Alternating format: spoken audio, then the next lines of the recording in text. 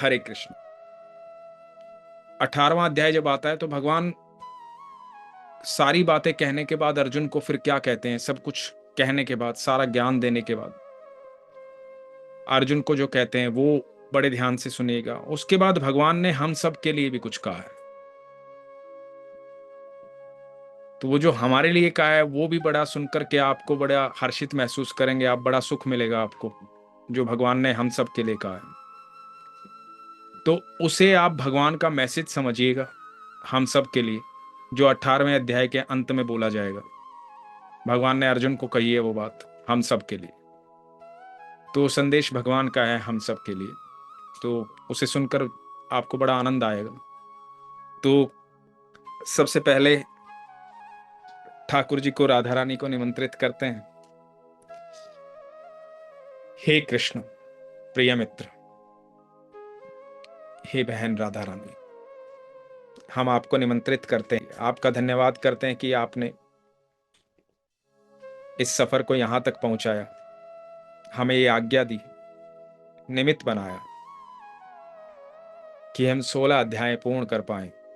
जिस प्रकार आपने अब तक 16 अध्यायों को स्वयं आकर के अपनी वाणी से, अपने शब्दों को हमें समझाया है, उसी प्रकार 17वां और 18वां अध्याय भी हमें समझाएं। हमें ये सामर्थ्य दें कि हम आपकी वाणी को, आपके शब्दों को समझ पाएं, और ये क्षमता दें कि हम उस मार्ग पर चल पाएं जिस मार्ग पर आप चाहते हैं कि हम चलें, क्योंकि हम आपके सानिध्य में बैठना चाहते हैं, आपके साथ रहना चाहते हैं, आपसे वार्तालाप करना चाहते हैं, आपके प्रेम में रहना चाहते हैं, सिर्फ आपके सानिध्य में रहना चाहते हैं। ये मार्ग जो आपने बतलाया है और जो आप बतला रहे हैं, एक साधारण मनुष्य के लिए अत्यंत कठिन है, लेकिन इस मार्ग में यदि सारथी आप हैं तो ये मार्ग उतना ही सरल है। तो आपसे विनती करते हैं ठाकुर जी, राधा रानी, कि आप इस मार्ग पर अपने साथ हमें लेकर चलें और हम सक्षम हो पाएं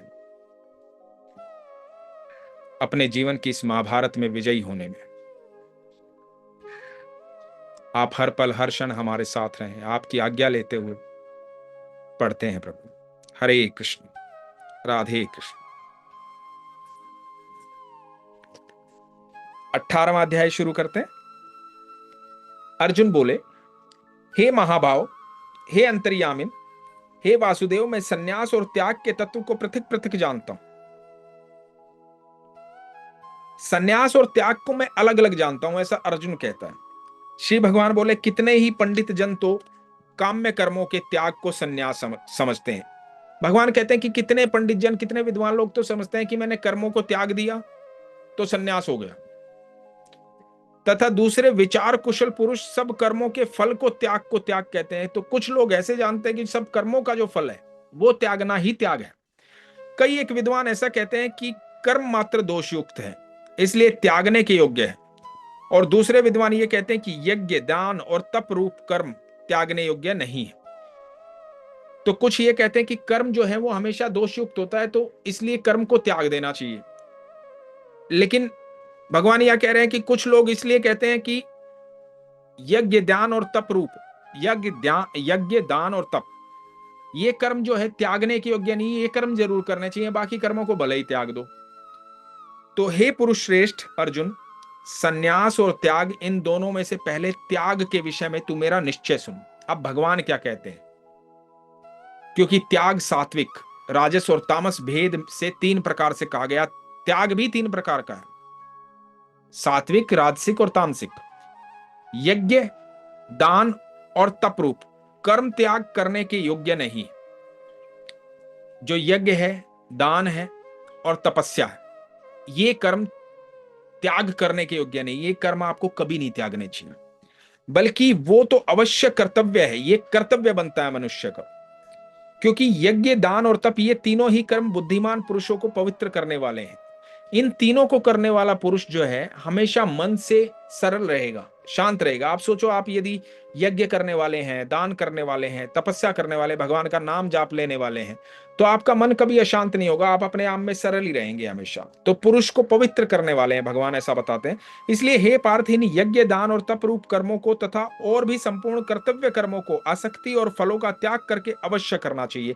यदि इन कर्मों को तुम फलों का त्याग करके करते हो, दान, यज्ञ और तप, इन तीनों को तुम फलों का, इनका फल की इच्छा से रहित इनका कर्म करते हो, भगवान कहते हैं, तो ये मेरा निश्चय किया हुआ उत्तम मत है। तो भगवान कहते हैं ये वो है जो मुझे प्रिय लगता है। 3 कर्म कभी नहीं त्यागने चाहिए, दान, यज्ञ और तप। और यदि ये तीनों आप करते हो तो इनको कर्म फल रहित करो, मतलब इनके कर्मों के फल की अपेक्षा नहीं करनी, इनको निष्काम भाव से करना है, सकाम भाव से नहीं करना है। तो जब निष्काम भाव से करोगे तो ये भोग भगवान लगाएंगे सीधा।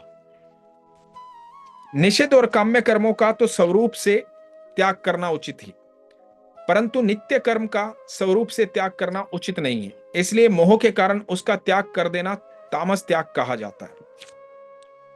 भगवान कहते हैं कि अपने नित्य कर्मों को त्यागना नहीं चाहिए, वो उचित नहीं है, ठीक है। इसलिए उस मोह के कारण उसका त्याग कर देना तामस त्याग कहा गया है। जो कुछ कर्म है वो सब दुख रूप ही है, कर्म जो है वो दुख रूप ही है। ऐसा समझकर यदि कोई शारीरिक क्लेश के भय से कर्तव्य कर्मों का त्याग कर दे तो वो ऐसा राजस त्याग करके त्याग के फल को किसी प्रकार भी नहीं पाता है। तो ये सोचे कोई यार कर्म करना तो दुखी है, कर्म करना ही क्यों, त्याग दो, सिर्फ जा करके नाम जाप करो, ये करो वो करो, तो बेसिकली वो शारीरिक सुख पाना चाहता है, वो अपने सुख के लिए वो कर्मों से बचना चाहता है। तो जो कर्मों से बचना चाहता है, भगवान क्या कहते हैं उसके लिए, उसको किसी प्रकार के त्याग का कोई फल नहीं प्राप्त होगा, किसी प्रकार के त्याग का कोई फल प्राप्त नहीं होगा, क्योंकि वो राजस त्याग है, अपनी इच्छा के लिए किया गया त्याग है।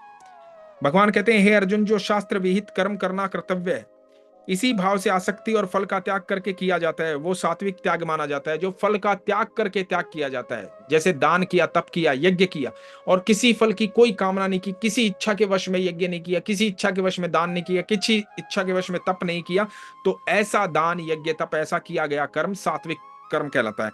जो मनुष्य अकुशल कर्म से तो द्वेष नहीं करता और कुशल कर्म से आसक्त नहीं होता, वो शुद्ध सत्व गुण से युक्त पुरुष, संशय रहित, बुद्धिमान और सच्चा त्यागी है। ऐसा व्यक्ति सच्चा त्यागी कहलाता है, क्योंकि शरीरधारी किसी भी मनुष्य के द्वारा संपूर्णता से सब कर्मों का त्याग किया जाना शक्य नहीं है। जो शरीरधारी मनुष्य के लिए संभव ही नहीं है कि वो सब कर्मों का त्याग कर दे, ऐसा संभव ही नहीं है। तो इसलिए जो कर्म फल का त्यागी है वही त्यागी है, ये कहा जाता है। तो लेकिन वो कर्मों का त्याग नहीं कर सकता मनुष्य, लेकिन कर्म फल का त्याग कर सकता है वो, क्योंकि ये उसकी इच्छा पर डिपेंड करता है। यदि उसने कर्म फल का त्याग कर दिया तो वो सबसे उत्तम है। भगवान ने उससे पहले भी कहा कि अपने कर्म को कर्मयोग बना लो। आप कर्मों को तो नहीं त्याग सकते, लेकिन कर्म को भगवान को समर्पित कर सकते हो। तो कर्म फल का त्याग न करने वाले मनुष्य के कर्मों का तो अच्छा, बुरा और मिला हुआ, ऐसे 3 प्रकार का फल मरने के पश्चात अवश्य होता है, किंतु कर्म फल का त्याग कर देने वाले मनुष्यों के कर्मों का फल किसी काल में भी नहीं होता है। अब जो कर्म फल की इच्छा रखने वाले लोग हैं, जो कर्म फल की इच्छा रख करके अपना कर्म कर रहे हैं, तो ऐसे लोगों को कर्मों का फल मिलेगा उनको। जैसा भगवान ने पहले बताया था कि स्वर्ग में आप जाओगे, आप स्वर्ग लोक में रहोगे, आप अपने फल भोगोगे, लेकिन जब वो फल खत्म हो जाएगा तो फिर से आपको यहीं आना पड़ेगा, फिर से यही कर्म करने पड़ेंगे, ऐसे ही जीवन जीना पड़ेगा, फिर से जन्म लेना पड़ेगा। तो भगवान ये कहते हैं कि कर्म फल तो मिलेगा, अच्छा हो या बुरा हो, फिर अच्छा मिले या बुरा मिले, जैसे कर्म किए होंगे उसके अनुसार कर्म फल मिलेगा। लेकिन जिसने कर्मों का फल त्याग दिया है,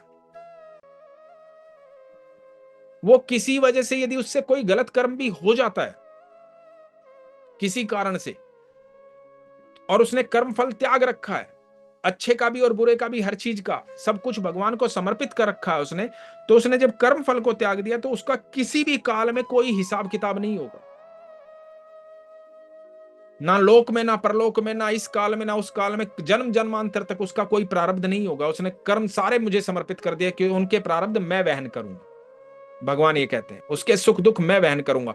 तो जिसने अपना कर्म त्याग रखा है उसका किसी प्रकार का कोई प्रारब्ध नहीं होगा कहीं पे भी। हे महाभाव, संपूर्ण कर्मों की सिद्धि के ये 5 हेतु कर्मों का अंत करने के लिए उपाय बतलाने वाले सांख्य शास्त्र में कहे गए हैं, उनको तू मुझसे भली भांति जान। कर्मों की सिद्धि के लिए 5 हेतु अंत कर्मों का अंत करने के लिए उपाय बताने वाला सांख्य शास्त्र में कहे गए हैं। ये 5 तरीके हैं कर्मों का अंत करने के लिए। इस विषय में यथार्थ कर्मों की सिद्धि में अधिष्ठान और कर्ता तथा भिन्न भिन्न प्रकार के कारण एवं नाना प्रकार की अलग अलग चेष्टाएं, और वैसे ही 5वां हेतु देव है। तो कर्म के कई कारण बताए गए हैं, किस किस कारण से होते हैं। देवताओं की भक्ति करके कर्म किए जाते हैं, अपनी सिद्धि के लिए अधिष्ठान किए जाते हैं, तो और चेष्टावश किए जाते हैं, इच्छा से किए जाते हैं। तो इस तरह के 5 कारण बताए हैं भगवान ने कि जिसके आश्रय कर्म किए जाएं उसका नाम अधिष्ठान है। अधिष्ठान जिसके आश्रय होकर के कर्म किया जाए। जिन जिन इंद्रियों को आदि साधनों द्वारा कर्म किए जाते हैं उनका नाम करण है। इंद्रियों के लिए कर्म किए जाते हैं वो कर्ण है। पूर्वकृत शुभारंभ कर्मों के संस्कारों का नाम देव है। जो पहले से कर्म किए गए हैं, शुभारंभ करने के लिए अच्छे कार्य किए गए हैं, देव है।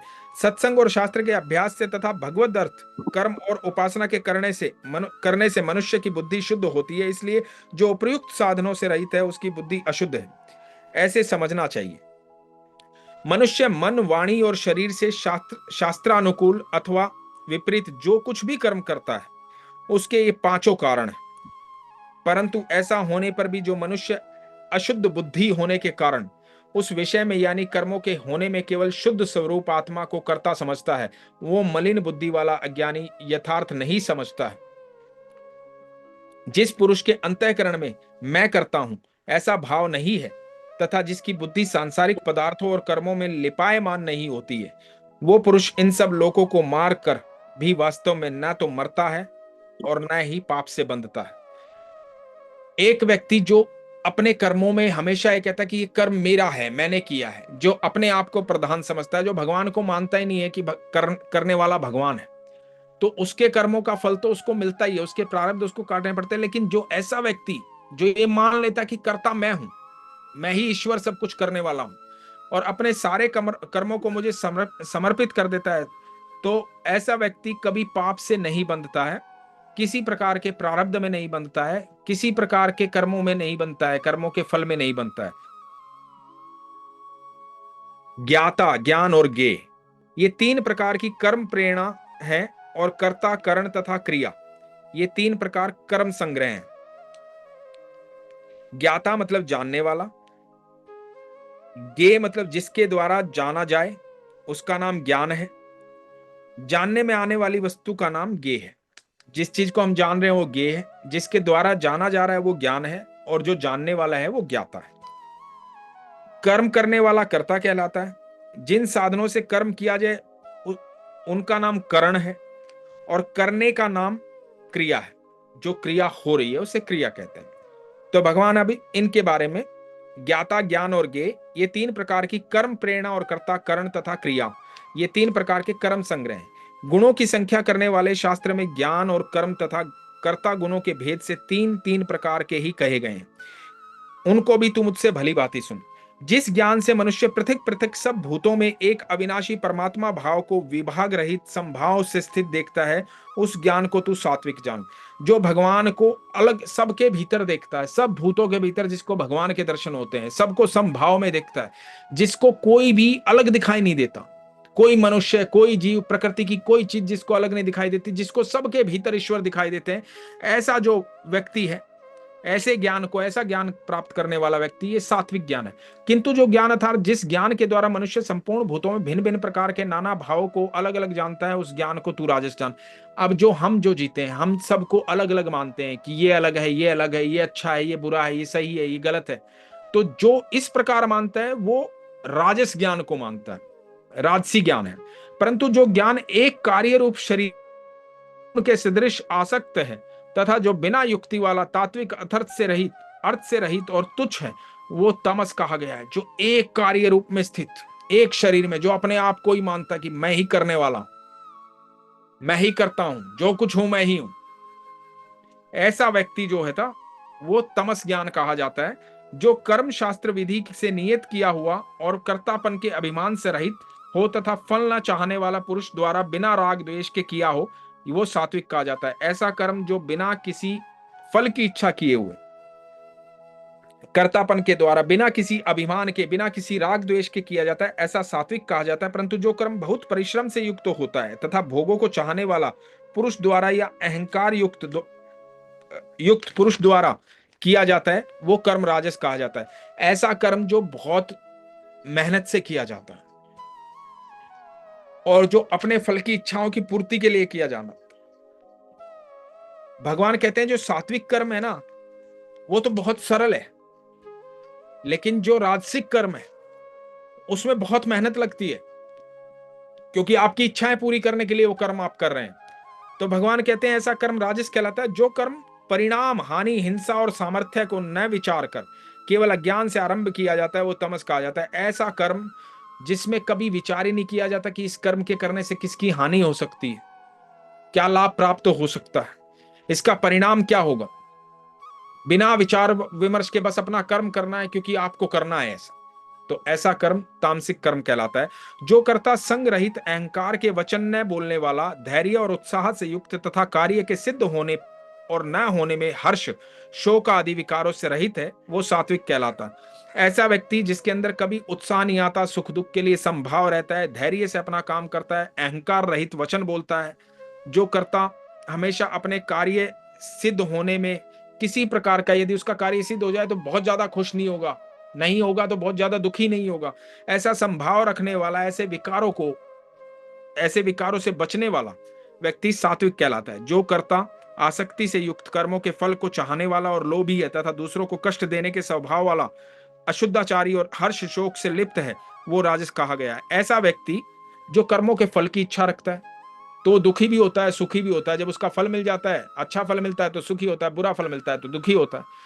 तो और वो अपने फल की इच्छा पूर्ति करने के लिए, अपने सुख के लिए वो दूसरों को नुकसान भी पहुंचा देता है। ऐसा व्यक्ति राजस कहा गया है, ऐसा कर्म भी राजस कहा गया है। जो कर्ता अयुक्त शिक्षा से रहित, घमंडी, धूर्त और दूसरों की जीविका का नाश करने वाला तथा शोक करने वाला, आलसी और दीर्घास्तुरी है, वो तामस कहा गया है। ऐसा व्यक्ति जो आलस से परिपूर्ण है, जिसको सिर्फ अपना सुख चाहिए, जो दूसरों की कमाई पर आनंद उठा रहा है, कमाए कोई दूसरा खाऊं मैं, इस तरह की इच्छा रखने वाला, जो घमंडी है, इसके बाद भी वो घमंडी रखता है, कोई शिक्षा उसके अंदर है नहीं, किसी प्रकार की ज्ञान की बात नहीं करता, खा भी दूसरों का रहा है, फिर भी घमंड है उसके अंदर, ऐसा व्यक्ति तामसिक कहा जाता है।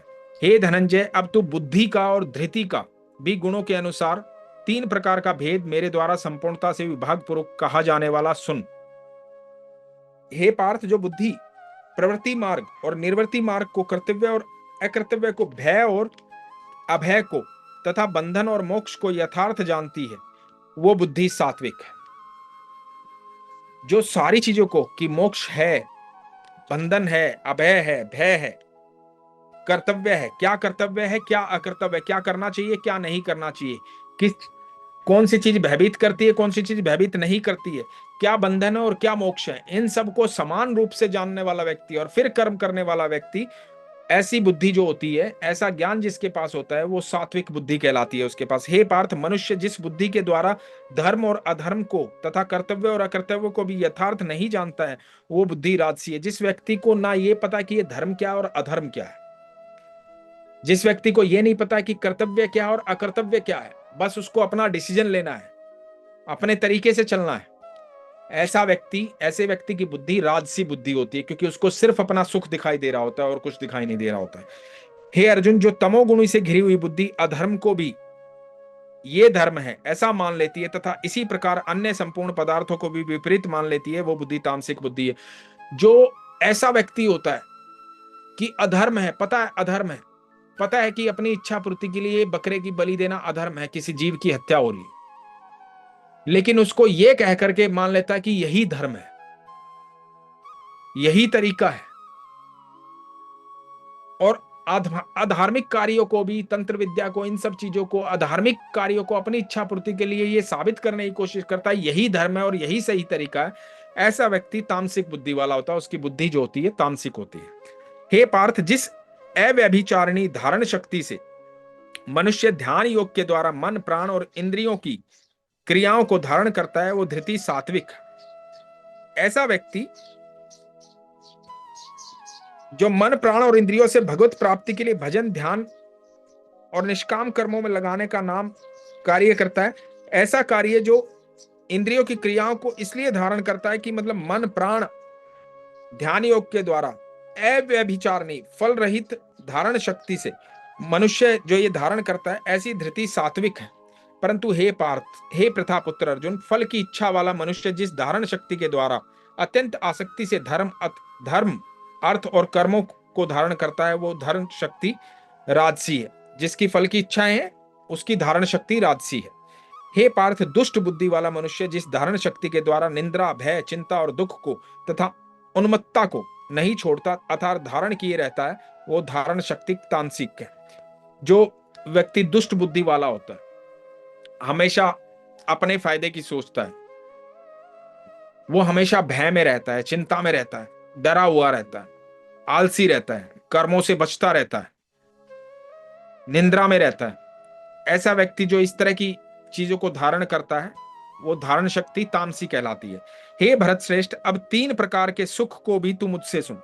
जिस सुख में साधक मनुष्य भजन ध्यान और सेवा आदि के अभ्यास से रमण करता है और जिससे दुखों के अंत को प्राप्त हो जाता है, जो ऐसा सुख है वो आरंभ काल से में यद्यपि विष के तुल्य प्रतीत होता है, परंतु परिणाम में अमृत के तुल्य है।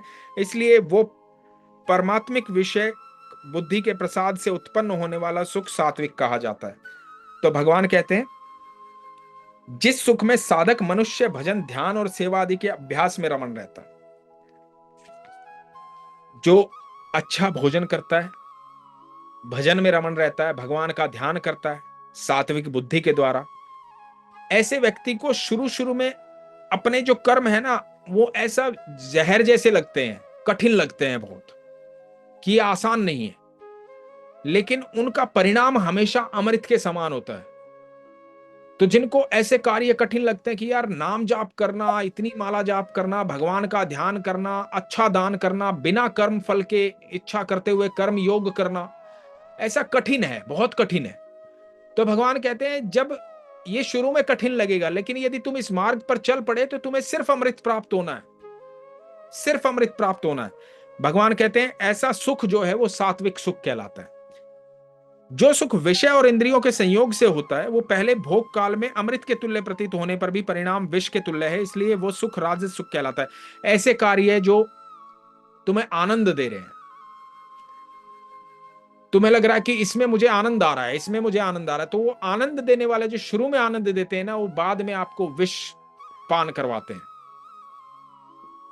शुरू में आपने, जैसे भगवान ने राजसिक भोजन के बारे में बताया कि आप चटपटे भोजन खाइए, नमकीन स्वाद वाले भोजन खाइए, ऐसे भोजन खाइए तो स्वाद देंगे आपको, बड़े स्वादिष्ट लगेंगे, लेकिन बाद में क्या करेंगे, वो तकलीफ देंगे आपको, विष तुल्य हो जाएंगे। शुरू में अमृत लगेंगे लेकिन बाद में विष तुल्य। और भगवान कहते हैं जो सात्विक है वो शुरू में विष जैसा लगेगा लेकिन बाद में अमृत तुल्य परिणाम देगा। तो भगवान कहते हैं ऐसा सुख जो है राजस सुख कहलाता है। जो सुख भोग काल में तथा परिणाम में भी आत्मा को मोहित करने वाला, वो निंद्रा आलस्य और प्रमाद से उत्पन्न सुख तामस कहलाता है। ऐसा सुख जो करते हुए आपको संपूर्ण ऐसा लगे कि मुझे आनंद की अनुभूति हो रही है। आनंद की अनुभूति कब होती है? अब आप सो रहे हो, लगातार सो ही रहे हो, आपको लग रहा है बड़ा आनंद आ रहा है शरीर को, ठीक है, बड़ी आपकी आत्मा प्रसन्न हो रही है, आपको कोई कार्य नहीं करना पड़ रहा, बैठे बैठे खा रहे हो, आपको लग रहा है कि नहीं आपको नहीं करना, आपको सब बैठे बैठे एंजॉय कर रहे हो, हर चीज मिल रही है। तो ऐसा सुख जो है वो तामस सुख कहा गया। भगवान कहते हैं पृथ्वी में या आकाश में अथवा देवताओं में तथा इनके सिवा और कहीं भी ऐसा कोई भी सत्व नहीं है जो प्रकृति के उत्पन्न इन 3 गुणों से रहित हो। भगवान कहते हैं पृथ्वी और आकाश में, देवताओं में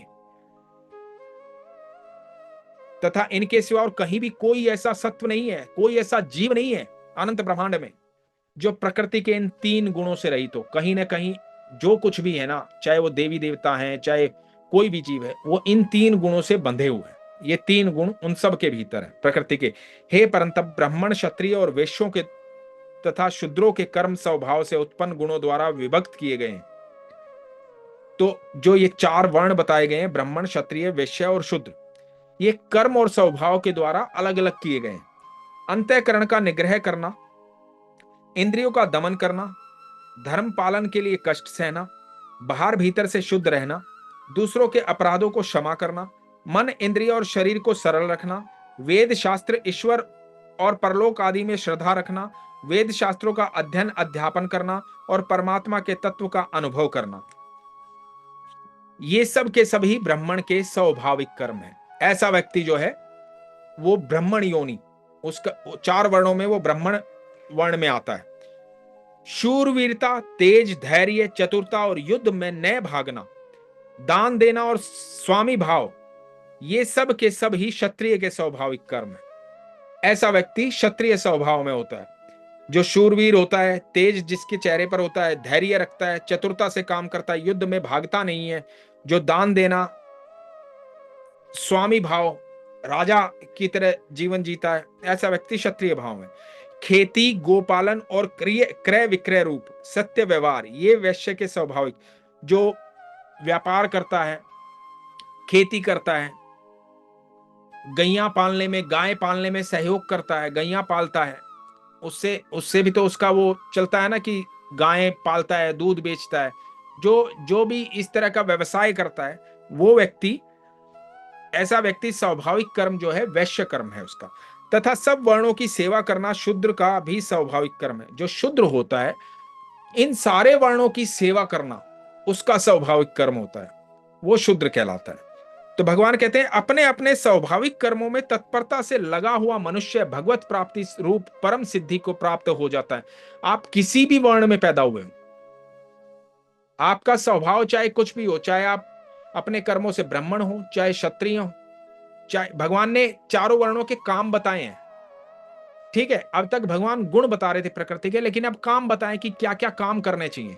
तो चारों वर्णों, चाहे आप ब्राह्मण हो, क्षत्रिय हो, वैश्य हो या शूद्र हो, यदि आपने अपने कर्म को ईमानदारी से इस जीवन में किया, तो भगवान कहते हैं कि तुम फिर मुझे प्राप्त करोगे, सीधा मुझे प्राप्त करोगे। तुम अपने कर्मों को फल रहित करके, निष्काम भाव से करके, मुझे सौंपते हुए, समर्पित करते हुए अपने कर्म ईमानदारी से इस जीवन में करोगे, तो सीधा मुझे प्राप्त होगे। फिर वर्ण भेद भी नहीं होगा, कुछ नहीं होगा, सबके लिए सब मार्ग खुले हुए। और जो जिसको कर्म मिला है, ऐसा नहीं कि वो, जो आप सोचो कि यार शूद्र है, इसका काम दूसरों की सेवा करना है, इसका काम ये कचरा उठाना है, ये है, तो ये भगवान, ये तो शुद्ध नहीं है, ये भगवान के पास कैसे पहुंचेगा?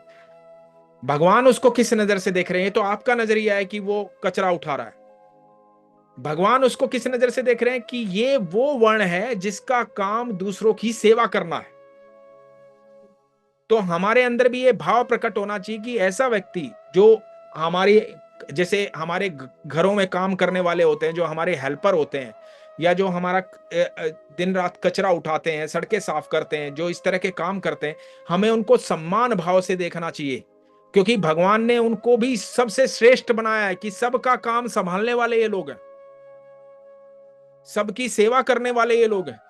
तो भगवान ने सबसे श्रेष्ठ बनाया है। तो भगवान के नजरिए से जब आप देखोगे तो आपको वो श्रेष्ठ दिखाई देंगे। तो भगवान कहते हैं कि हर एक को ये अधिकार है कि वो अपने कर्मों को ईमानदारी से मुझे समर्पित करके मुझ तक पहुंच सकता है।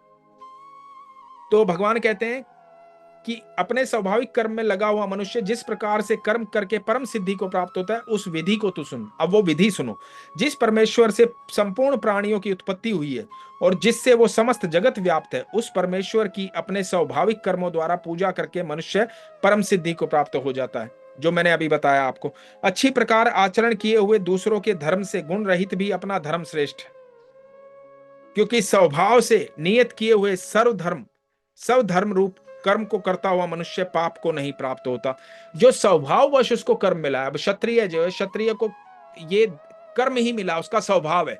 उसका कर्म क्या है? उसका कर्म है युद्ध करना, उसका कर्म है दूसरे को पराजित करना। जो उसके धर्म पर, उसके देश पर आकर के किसी भी प्रकार का हमला करता है, तो क्षत्रिय का धर्म क्या है? एक सैनिक का धर्म क्या है? कि अपने देश के लिए, अपनी मातृभूमि के लिए लड़ना और सामने वाले को परास्त करना, उसका वध करना। तो भगवान कहते हैं कि ये पाप नहीं है, वो काम कर रहा है जो उसको स्वभाव से मिला है।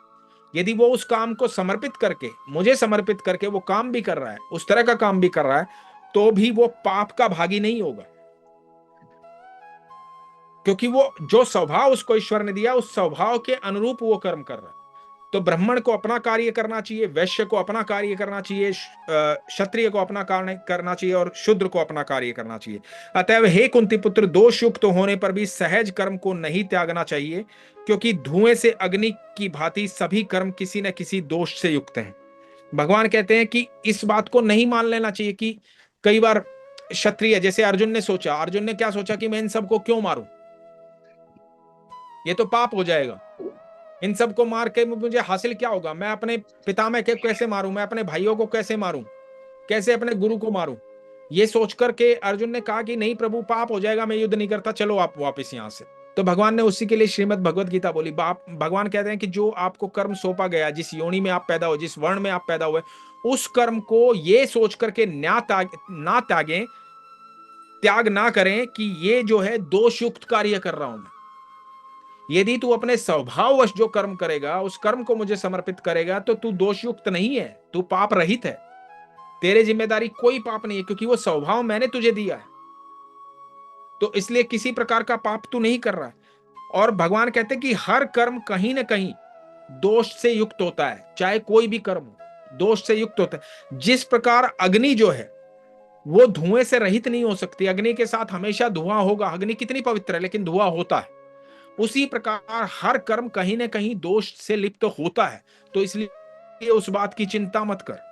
भगवान कहते हैं सर्वत्र आसक्ति रहित बुद्धि वाला, सर्प हार रहित और जीते हुए अंतःकरण वाला पुरुष सांख्य योग के द्वारा उस परम नैश्य कर्म सिद्धि को प्राप्त होता है, जो कि ज्ञान योग की प्रानिष्ठा है। उस नैश्य कर्म सिद्धि को जिस प्रकार से प्राप्त होकर मनुष्य ब्रह्म को प्राप्त होता है, उस प्रकार को हे कुंती पुत्र तू संक्षेप में ही मुझसे समझ। भगवान कहते हैं विशुद्ध बुद्धि से युक्त तथा हल्का, सात्विक और नियमित भोजन करने वाला, शब्द आदि विषयों का त्याग करके एकांत और शुद्ध देश का सेवन करने वाला, सात्विक धारण शक्ति के द्वारा अंतःकरण और इंद्रियों का संयम करके मन, वाणी और शरीर को वश में कर लेने वाला, राग द्वेष को सर्वथा नष्ट करके भली भांति दृढ़ वैराग्य का आश्रय लेने वाला, तथा अहंकार, बल, घमंड, काम, क्रोध और परिग्रह का त्याग करके निरंतर ध्यान योग के प्राण रहने वाला, ममता रहित और शांति युक्त पुरुष सच्चिदानंद घन ब्रह्म में अभिन्न भाव से स्थित होने का पात्र होता है। ऐसा व्यक्ति सीधा मुझे प्राप्त करता है, जो समभावी होता है, सरल भावी होता है, जो भगवान ने गुण बताए। तो ऐसा व्यक्ति सीधा पार ब्रह्म को प्राप्त करने वाला, अभिन्न भाव से स्थित होने का पात्र होता है। फिर वो सच्चिदानंद घन ब्रह्म में एक ही भाव से स्थित प्रसन्न मन वाला योगी ना तो किसी के लिए शोक करता है और ना किसी की आकांक्षा ही करता है। ऐसा समस्त प्राणियों में समभाव वाला योगी मेरी परम भक्ति, पराभक्ति को प्राप्त हो जाता है, जो सबको समभावी देखता है, किसी के लिए ना दुख होता है, किसी के लिए ना सुख होता है, कोई ना बुरा होता है, किसी के लिए ना कोई अच्छा होता है, उसके लिए समभाव से, सब नजर से एक समान सारी सृष्टि को देखता है। ऐसा व्यक्ति मेरी पराभक्ति को प्राप्त होता है। उस पराभक्ति के द्वारा वो मुझ परमात्मा को मैं जो हूं और जितना हूं ठीक वैसा का वैसा तत्व से जान लेता है।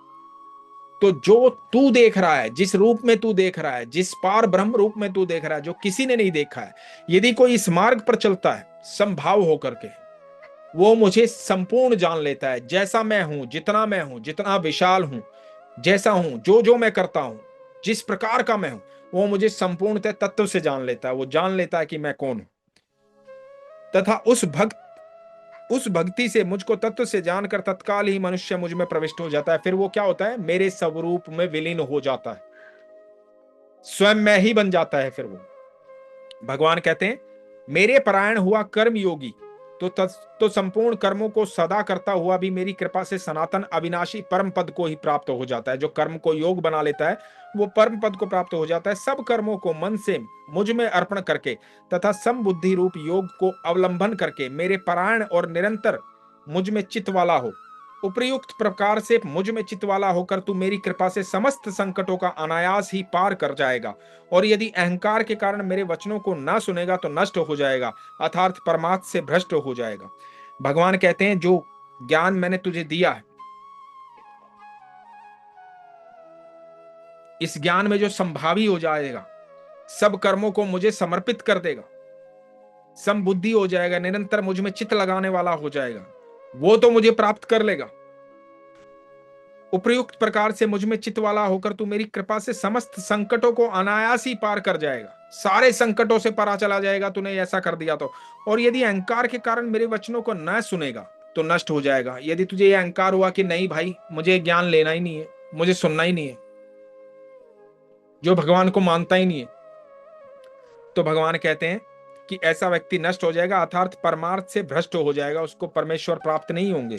जो तू अहंकार का आश्रय लेकर ये मान रहा है कि मैं युद्ध नहीं करूंगा, तो तेरा ये निश्चय मिथ्या है।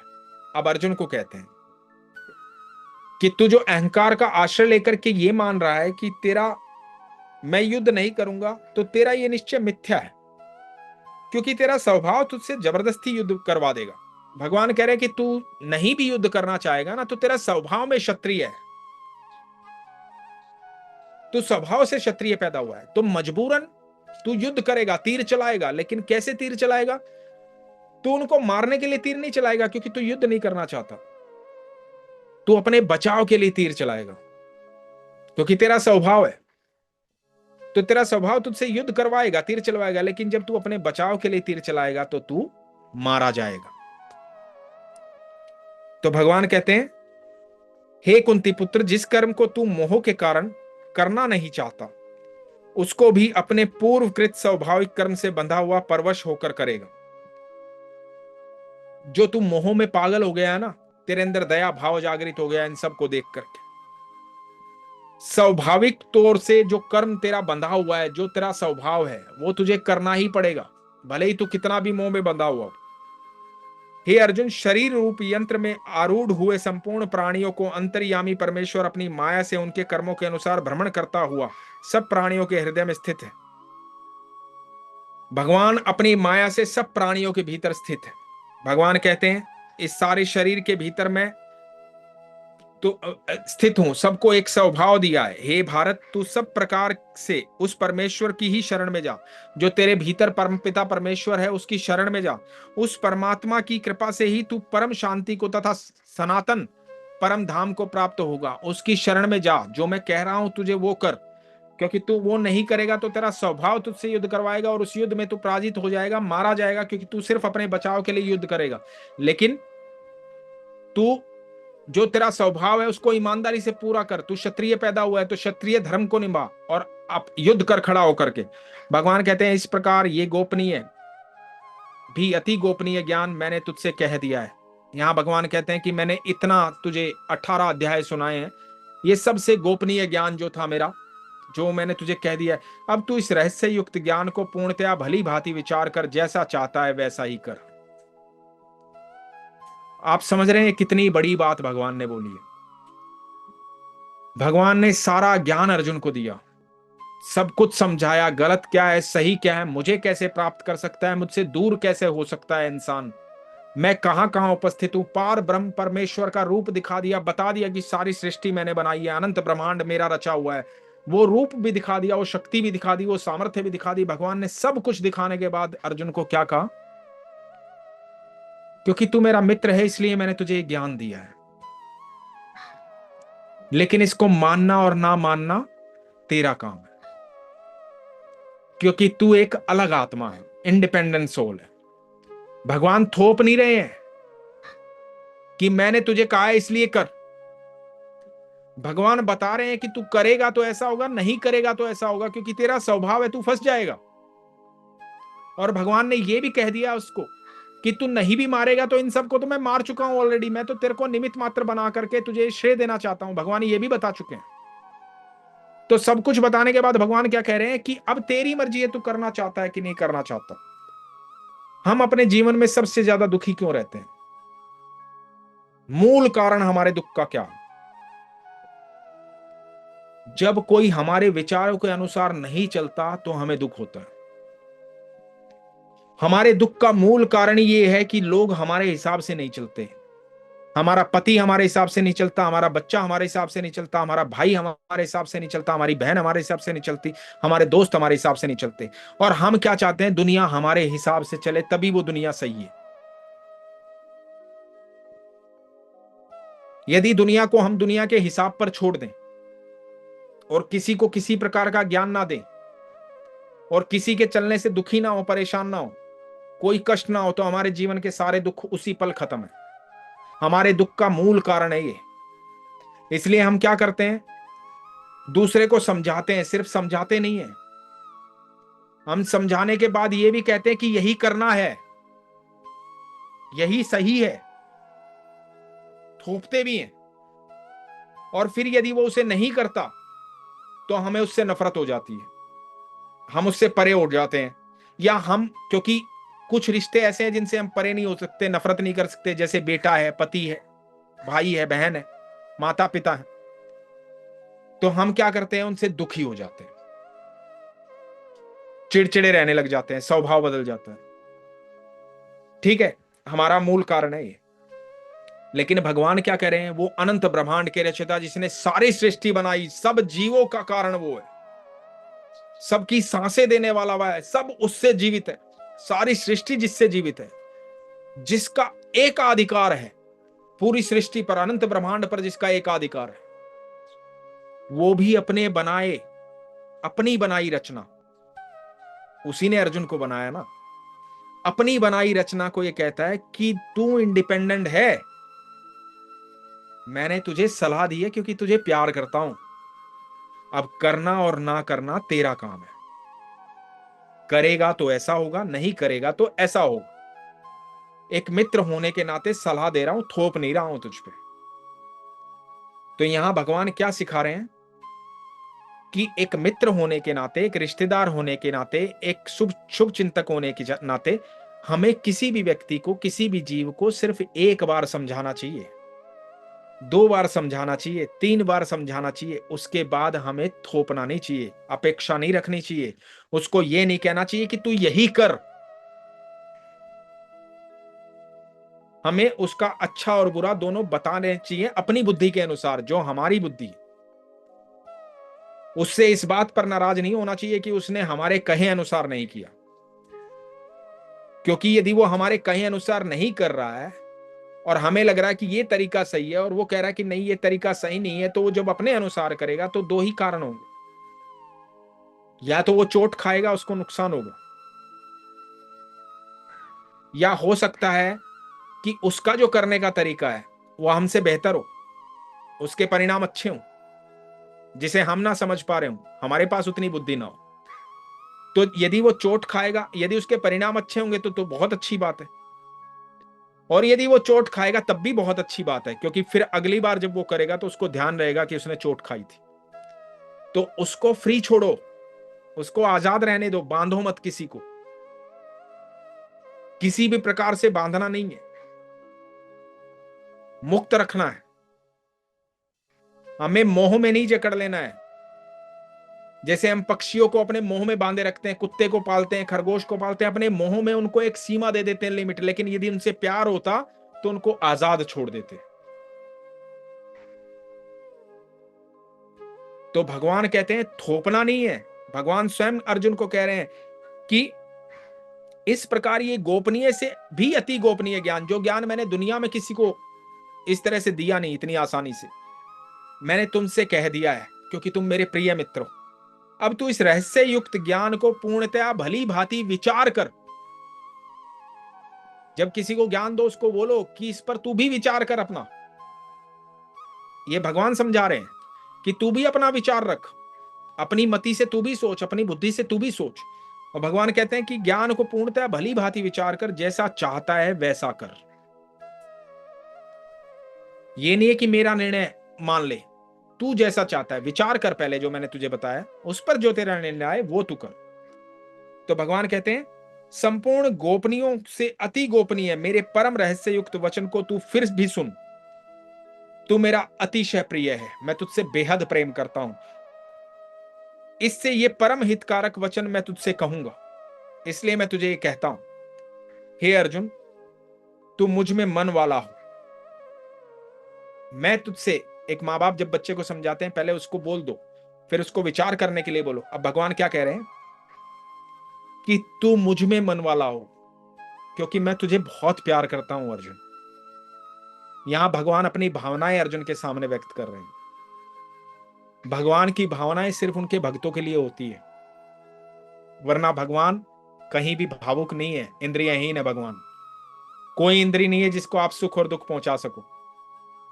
लेकिन अपने भक्तों के लिए अपनी भावना जागृत करते हैं। तो भगवान अर्जुन के लिए कहते हैं कि हे अर्जुन, मैं तू मुझ में मन वाला हो, मेरा भक्त बन, मेरा पूजन करने वाला हो और मुझको प्रणाम कर। ऐसा करने से तू मुझे ही प्राप्त होगा। ये मैं तुझसे सत्य प्रतिज्ञा करता हूं, क्योंकि तू मेरा अत्यंत प्रिय है। भगवान वचन दे रहे हैं कि यदि तू ऐसा करेगा तो तू सब सारा तेरा सब कुछ जो है, सब कुछ जो है तेरे कर्मों का फल, वो सब कुछ मुझे प्राप्त हो। ये मैं तुझे वचन देता हूं। अब भगवान प्रॉमिस कर रहे हैं, वचन दे रहे हैं। ये हम सबको भी वचन दे रहे हैं भगवान। इसमें हम सब अर्जुन है। 18वें अध्याय में हम सब अर्जुन है। ये बातें हमारे लिए कही गई हैं। ध्यान से सुनिएगा। संपूर्ण धर्मों को अर्थात संपूर्ण कर्तव्य कर्मों को मुझ में त्याग कर तू केवल एक मुझ सर्वशक्तिमान सर्वाधार परमेश्वर की ही शरण में आ जा। ये भगवान हमें कह रहे हैं, मैं तुझे संपूर्ण पापों से मुक्त कर दूंगा, तू शोक मत कर। भगवान कह रहे हैं कि किसी प्रकार का शोक मत कर, मैं तुझसे बेहद प्यार करता हूं। तू सब कर्मों के फल को त्याग कर, सब धर्मों को त्याग कर। तुझे लगता है ना कि ये मेरा धर्म ये है, मेरा धर्म ये है, मेरा धर्म ये नहीं है, मेरा धर्म ये नहीं कहता, मेरा धर्म ये नहीं कहता। भगवान कह रहे सब धर्मों को, सब विचारों को त्याग कर। जो आज तक तूने पढ़ा लिखा, सोचा समझा, सुना है, उन सब चीजों को त्याग करके, कि ऐसा करने से ऐसा होगा, वैसा करने से वैसा होगा, सारे विचारों को त्याग करके, शंका रहित होकर के तू मेरी शरण में आ जा, मैं तुझे संपूर्ण पापों से मुक्त कर दूंगा। और ये भगवान कब कह रहे हैं? जब भगवान ने अर्जुन को ब्रह्म रूप दिखाकर ये बता दिया है कि अनंत ब्रह्मांड का रचयिता मैं हूं, सारी सृष्टि का कर्ता धर्ता मैं हूं, सब कुछ मुझसे जागृत है। यदि पल भर के लिए आप सोचो कि भगवान आपको अपना संपूर्ण रूप दिखा दे, उसके बाद भगवान कहें कि तू सारे धर्म त्याग दे, सारे कर्मों का फल त्याग दे,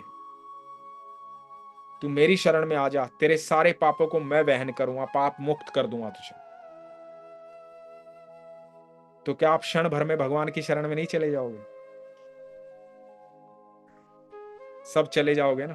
तो सब भगवान की शरण में चले जाएंगे ना? सब भगवान को प्राप्त करना चाहेंगे ना? तो भगवान अपना सारा रूप दिखा करके अर्जुन को कह रहे हैं, भगवान हम सबको भी कह रहे हैं। हम सबको क्यों कह रहे हैं?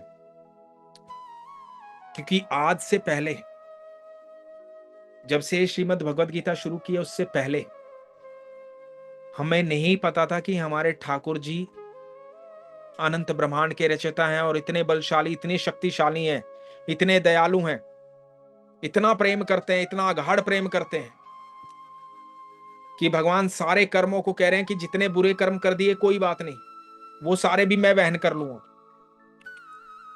भगवान कहते हैं इस क्षण से पहले जो कुछ भी तूने किया है उस सारे को भूल जा। तो ये 18 अध्याय शुरू करने से पहले हम भी अज्ञानी थे, हम भी भगवान से इतना परिचित नहीं थे। जिसने श्रीमद् भगवद गीता नहीं पढ़ी है पहले, तो भगवान, अभी तो हमने भगवान के ब्रह्म रूप को देख लिया है, भगवान को जान लिया कि भगवान कहां कहां समाहित हैं, कैसे कैसे समाहित हैं, किस किस रूप में भगवान प्रकट हो सकते हैं, किस किस रूप में, और कैसे हमें दर्शन दे सकते हैं, किस भाव से हम उनको पूजे, किस तरीके से हम उनकी प्रार्थना करें कि भगवान प्रकट हो जाएंगे, क्या सही है और क्या गलत है, ये सब हम जान चुके हैं पिछले 17 अध्याय में। उसके बाद भगवान हमसे कह रहे हैं कि सब कुछ त्याग कर, सब धर्मों को त्याग कर, सारी इच्छाएं त्याग कर, तुम मेरी शरण में आ जा, मैं तुझे पाप मुक्त कर दूंगा। तो ये भगवान 18वें अध्याय के ये जो क्षण अभी बीत रहे हैं, जो आगे के 4-5 श्लोक हैं, ये भगवान हम सब से कह रहे हैं, इसलिए बड़े ध्यान से सुनिएगा। भगवान कहते हैं संपूर्ण धर्मों को अर्थात संपूर्ण कर्तव्य कर्मों को मुझ में त्याग कर तू केवल एक मुझ सर्वशक्तिमान सर्वाधार परमेश्वर की शरण में आ, मैं तुझे संपूर्ण पापों से मुक्त कर दूंगा, तू शोक मत कर। तुझे ये गीता रूप रहस्य मैं उपदेश किसी भी काल में न तो तप रहित मनुष्य से कहना चाहिए। देखिए, मैं गीता क्यों नहीं पढ़ता था, मुझे जब कई बार कहा गया, लोगों ने कहा कि पढ़ के सुनाओ, मैं क्यों नहीं पढ़ता था, उसका कारण है भगवान ने बोला है यहाँ पे, बड़े ध्यान से सुनिएगा। तुझे ये गीता रूप रहस्य में उपदेश किसी भी काल में न तो तप रहित मनुष्य से कहना चाहिए, न भक्ति रहित और न बिना सुनने की इच्छा वाले से ही कहना चाहिए। किसी ऐसे व्यक्ति को यह नहीं सुनाना चाहिए जिसकी इच्छा ही नहीं है सुनने की, जो मुझ में विश्वास ही नहीं रखता, जो मुझसे प्रेम ही नहीं करता, जिसके अंदर भक्ति भाव ही नहीं है, जो मुझे जानता ही नहीं है। भगवान कहते हैं कि यहां तक पहुंचने के लिए, ये श्रीमद् भगवत गीता पढ़ने के लिए पहले मुझसे प्रेम करो, पहले मुझे जानो मैं कौन हूं, पहले भक्ति करो, उस मार्ग पर आओ, उसके बाद मैं तुम्हें बताऊंगा मैं हूं कौन। पहले मुझे जानने की इच्छा तो जागृत करो। तुम आ क्यों रहे हो मेरे पास? पहले उस रास्ते पर तो चलो कि जहां जान जाओ कि मैं हूं कौन। पहले मेरा नाम तो पुकारो, मुझे याद तो करो, मेरे घर के बाहर आकर के आवाज तो दो कि हे कृष्ण मैं आ गया हूं। तभी तो मैं बाहर आऊंगा निकल करके, तभी तो बताऊंगा कि हाँ मैं हूं यहां। जब तक तुम मुझे आवाज नहीं दे रहे हो, तुम्हारे मन में मेरे प्रति आवाज नहीं है, तुम्हारे मन में वो भावना ही नहीं है कि तुम मेरा नाम जाप करो, मेरी भक्ति करो, मुझे याद करो, मुझसे प्रेम करो, मुझे भोग लगाओ, जब तक ये भाव ही तुम्हारे भीतर नहीं है, तब तक तुम मेरे घर के बाहर ही नहीं आए हो, तुमने आवाज ही नहीं दी है, तो मैं चौखट पे आगे थोड़ी खड़ा हो जाऊंगा कि मैं कृष्ण हूं, बोल भाई। तो भगवान कहते हैं कि जो इस मार्ग पर चलता है, जो मुझे जानना चाहता है, मुझसे प्रेम करता है, मेरी भक्ति करता है, मेरे लिए तप करता है, मेरा नाम जाप करता है, उसका अंतिम पड़ाव है ये श्रीमद् भगवद गीता। उसके लिए अंतिम ज्ञान है ये। इसे सुनना, इसे समझना ठाकुर जी की प्राप्ति है। फिर ठाकुर जी प्राप्त हो गए हैं आपको। अब इसके बाद बच जाता है सिर्फ दर्शन। यदि आप इस राह पर चल पड़े जो भगवान ने कहा है, तो साक्षात दर्शन होंगे जैसे अर्जुन को हुए थे। भगवान ने एक बात कही है, देवी देवता भी तीन प्रकृति के तीन गुणों से बंधे हुए हैं, और भगवान अपने भक्त से क्या अपेक्षा रख रहे हैं? जो इन तीन गुणों से भी पार चला जाए, वो फिर दर्शन करता है भगवान के। तो भगवान का अंतिम वाक्य है ये, मतलब ये समझ लीजिए कि हम वो सौभाग्यशाली लोग हैं यदि हमें, क्योंकि ये बिना कृष्ण के आदेश के, बिना ठाकुर जी की इच्छा के किसी किसी के अंदर क्षमता नहीं है इसे सुन पाना और इसे बोल पाना, इसे समझ पाना। हिंदुस्तान के लगभग हर हिंदू के घर में श्रीमद् भगवद गीता रखी है, लगभग। चाहे वो कहीं से आई हो, कहीं से मिली हो, दान में मिली हो, प्रेम में मिली हो, भाव में मिली हो, या ऐसे खरीद ली हो, लगभग हर घर के अंदर गीता होगी। लेकिन कई कई पीढ़ियां चली जाती हैं, जीवन जी करके गीता खोली नहीं जाती है, गीता पढ़ी नहीं जाती। आप अपने आप से हिसाब लगाइएगा, आप जीवन के कितने कौन से पड़ाव पर चल रहे हैं, उम्र के कौन से हिस्से में चल रहे हैं जब आपने गीता का पहला पृष्ठ उठा करके खोला है और पढ़ा है। या आज आप 18 अध्याय सुन रहे हैं और मैं बोल रहा हूं, तो आप ये अंदाजा लगाइएगा कि जीवन के कितने साल चले गए उसके बाद ये सौभाग्य प्राप्त हुआ है। और ये तो हम लोग हैं कि हम पर ईश्वर की अद्भुत कृपा है, इतना अद्भुत प्रेम ठाकुर जी हमसे करते हैं कि उन्होंने हमें यहां तक तो पहुंचा दिया। क्योंकि भगवान ने अपने घर के बाहर बुला दिया और चाबी हाथ में दे दी कि ताला खोल, भीतर बैठा हूं मैं।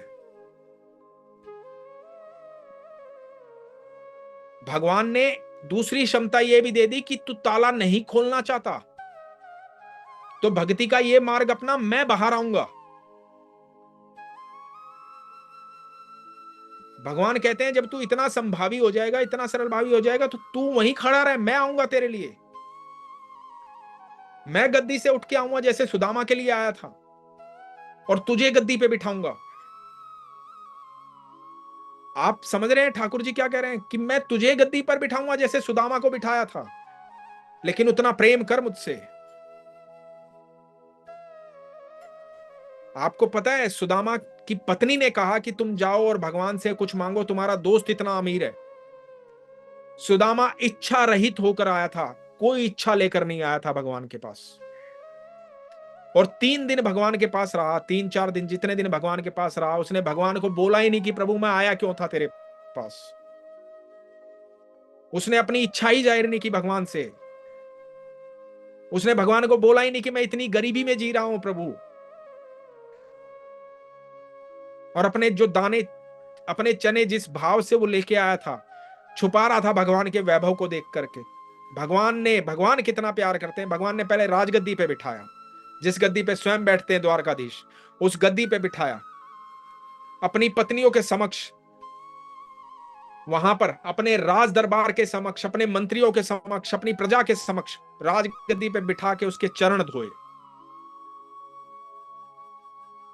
क्योंकि सुदामा कर्म योगी हो गया था, किसी वो कर्म जो कर रहा था उसके फल की उसको इच्छा नहीं थी। वो अपने मित्र से मिलने जा रहा था, बोला चलो इस बहाने मेरे प्यारे मित्र को देख कर आता हूं मैं। तो भगवान ने उससे इतना प्रेम किया कि राजगद्दी पे बिठाया, पूरी रात सभा के बीच में, उसके चरण धोए, उसने चरण धोए जिसके अनंत ब्रह्मांड चरण धोता है, उसके चरण धोए। जब बिना इच्छा के सुदामा वहां से चला गया, तो जब अपने गांव पहुंचा, अपने शहर पहुंचा, तो वहां महलों की तरह नगरी दिखाई दी उसको, अपने महल दिखाई दिए, अपनी पत्नी जो है सजी सवरी और सोने और जवाहरात से लिपटी हुई दिखाई दी। तो रुक्मणी ने क्या कहा था कि इतने प्रसन्न हो जाओगे क्या, तीनों लोग ही अपने मित्र को दे दोगे? तो भगवान ने कहा था कि वो इतनी क्षमता रखता है कि मैं तीनों लोग दे सकता हूं उसे। इतना प्रेम करते हैं भगवान, और वो हम सब से करते हैं इतना प्रेम, इतना प्यार करते हैं। हम छोटी छोटी इच्छाओं में लिप्त हैं, लेकिन वो चाहते हैं कि मैं, एक पिता की क्या इच्छा होती है, पिता ये चाहता है कि मैं अपना सर्व सब लौटा दूं अपने बच्चे पर।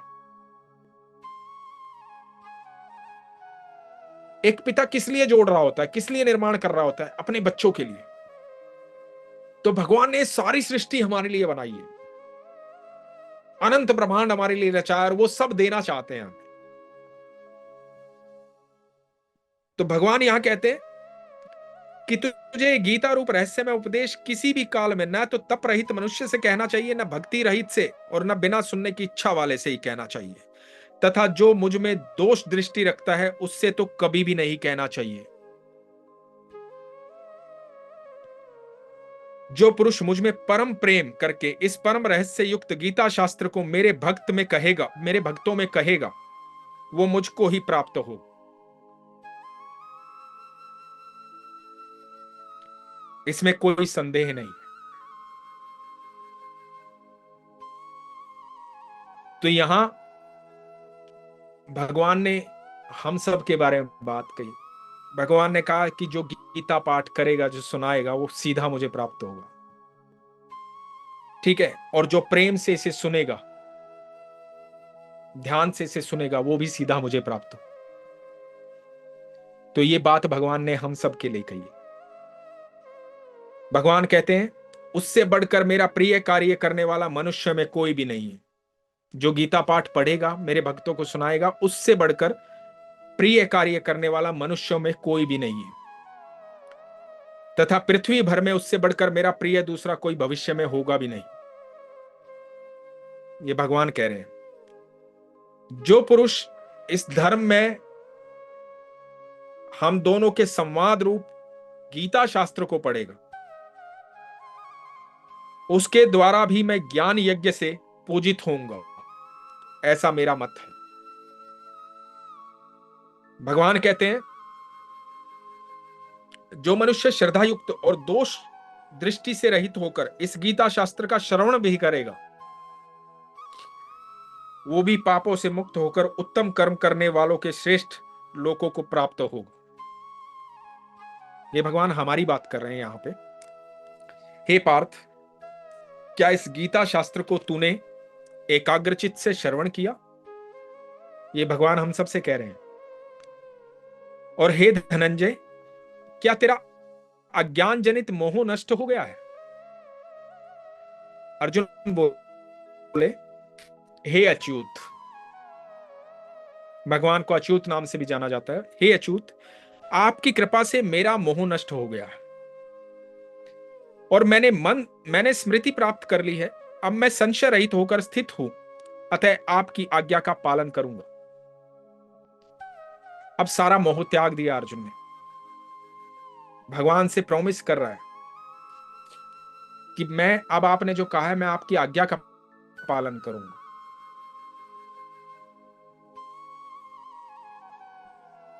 हम भी भगवान से एक प्रॉमिस करते हैं, पर भगवान का साथ मांगते हुए कि भगवान हम भी कोशिश करेंगे जो आपने बताया उस पर चलने की, पर इस कोशिश में आप हमारे साथ रहना, क्योंकि बिना आपके संभव नहीं हो पाएगा, क्योंकि हम साधारण लोग हैं। तो इसलिए आप हर पल साथ रहना, हर कर्म में साथ रहना।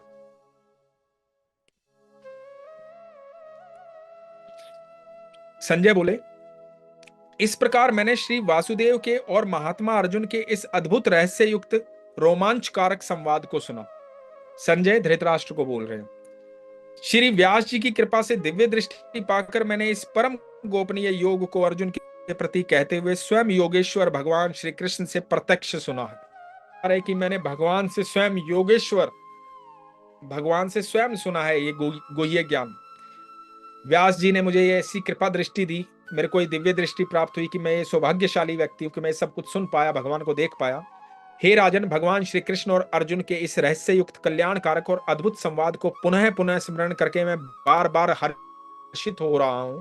हे राजन, श्री हरि के उस अत्यंत विलक्षण रूप को भी पुनः पुनः स्मरण करके मेरे चित्त में महान आश्चर्य होता है और मैं बार बार हर्षित हो रहा हूं। हे राजन, यहां जहां योगेश्वर भगवान श्री कृष्ण है और जहां गांडीव धनुषधारी अर्जुन है, वहीं पर श्री विजय विभूति और अचल नीति है, ऐसा मेरा मत है। संजय ने पहले दिन युद्ध शुरू होने से पहले धृतराष्ट्र को सचेत कर दिया कि जहां स्वयं भगवान खड़े हैं और जहां अर्जुन जैसा धनुर्धारी खड़ा है, भगवान का ऐसा भक्त, तो महाराज वहां विजय निश्चित है। अब किसका इंतजार कर रहे हो? अब युद्ध होगा और आपके सारे बच्चे हारेंगे। पहले ही दिन बता दिया है, पहले ही दिन भगवान ने अर्जुन को बता दिया कि युद्ध जीत चुके हैं, मार चुका हूं इन सबको। तो यहां पर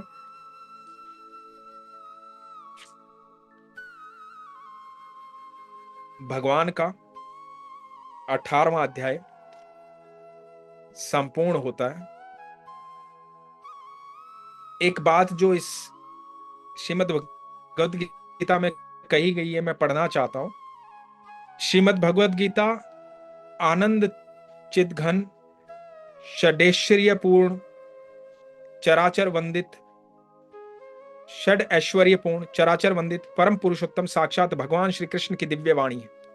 यह अनंत रहस्यों से पूर्ण है। परम दया में भगवान श्री कृष्ण की कृपा से ही किसी अंश में इसका रहस्य समझ में आ सकता है। जो पुरुष परम श्रद्धा और प्रेममयी विशुद्ध भक्ति से अपने हृदय को भरकर भगवत गीता का मनन करते हैं, वे ही भगवत कृपा का प्रत्यक्ष अनुभव करके गीता के स्वरूप को किसी अंश में झांकी कर सकते हैं। अतएव अपना कल्याण चाहने वाले नर नारियों को उचित है कि वे भक्तवर अर्जुन को आदर्श मानकर अपने में अर्जुन के से देवी गुण का अर्जन करते हुए श्रद्धा भक्ति पूर्वक गीता का श्रवण मनन अध्ययन करें एवं भगवान की आज्ञा अनुसार यथा योग्य तत्परता के साथ साधन में लग जाएं। जो पुरुष इस प्रकार करते हैं, उनके अंतःकरण में नित्य नए नए परमानंददायक अनुपम और दिव्य भावों की सफुरगणाएं होती रहती हैं तथा वे सर्वथा शुद्धांत करण होकर भगवान की अलौकिक कृपा सुधा का रस स्वादन करते हुए शीघ्र ही भगवान को प्राप्त हो जाते हैं। हरिओम तत्सत, हरिओम तत्सत, हरिओम तत्सत। सर्वप्रथम भगवान का धन्यवाद करते हैं। आज 18 अध्याय पूर्ण हुए। ठाकुर जी आपका बहुत बहुत आभारी हूँ, बहुत बहुत धन्यवाद आपका। राधा रानी, इतना सौभाग्यशाली समझा, अपनी शरण में लिया, अपने सानिध्य में लेकर के, अपने साथ बिठा करके हमें एक एक शब्द आपने बोल करके बताया। ये सामर्थ्य दीजिएगा कि आपके बताए रास्ते पर हम चलें और आप हमारे साथ रहें, हमारे संग रहें। हमें वो क्षमता दें कि हम चल पाए। हम साधारण लोग हैं। हे प्रभु, सदैव आपके सानिध्य में रहें। आपका धन्यवाद करते हैं कि आपने इस अनंत ब्रह्मांड में, जहां करोड़ों अरबों अनगणित जीव है, वहां पर उन लोगों के बीच में हमें सौभाग्य प्रदान किया कि हम आपके वचनों को, आपकी बातों को, आपके विचारों को सुन पाए, समझ पाए। बहुत बहुत धन्यवाद ठाकुर जी, बहुत बहुत धन्यवाद राधा।